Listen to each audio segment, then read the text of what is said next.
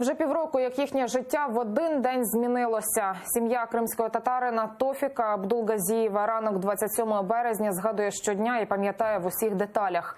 Тоді до їхнього будинку увірвалися ФСБівці, підкинули заборонену літературу, а голову родини забрали і кинули за ґрати за сфабрикованими звинуваченнями в тероризмі.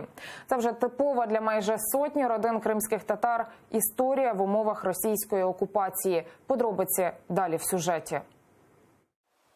Той ранок родина Тофіка Абдулгазієва згадує чи не щодня. Близько 6 ранку, 27 березня, їх будинок, як і ще зо 20 помешкань кримських татар у Білогірському і Симферопольському районах, оточили близько 2000 озброєних ОМОНівців і ФСБівців. Де шукати сфабриковані докази, вони знали достеменно. Заборонена література в обійсті кримського татарина з'явилась там, де щовечері нічого схожого не було. Я с вечера в этом сарае делала уборку, потому что с крыши у нас течет. Я все полностью закрыла целлофаном, там запчасти были. Вот.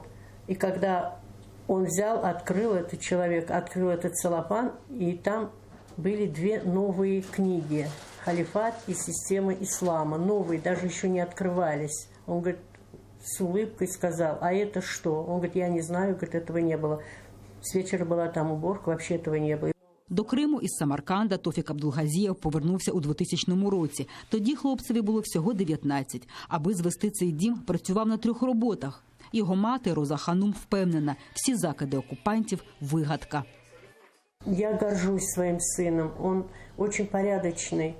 У него и друзья были и в Узбекистане, мы жили в Самарканде. Все хорошие ребята. Они всегда дружили, всегда вместе были, друг друга защищали. Тофік Абдулгазієв – батько 3 дітей. Весь свій вільний час він проводив разом із родиною. Он любил проводить время дома в семье. Мы всегда ждали наши выходные. Вот у нас были, я на работе, всегда брала выходные, среда, четверг.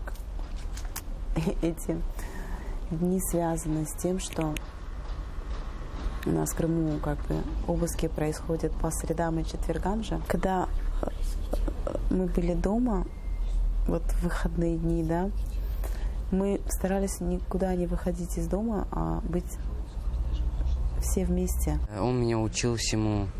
Он научил меня, как читать там намаз. Иншаллах, мы надеемся, что все будет хорошо. Я его очень сильно люблю и ждем его возвращения. Мы часто ездили с ним на море,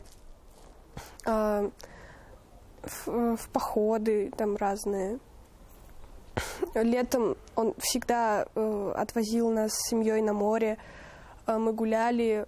Після страшних березневих облав 70 дітей кримських татар залишились без годувальників. Тофіку Абдулгазієву та іншим жертвам репресій окупанти погрожують 20 роками в'язниці. Ріана Алієва, Владислав Стужук, Заман, АТР.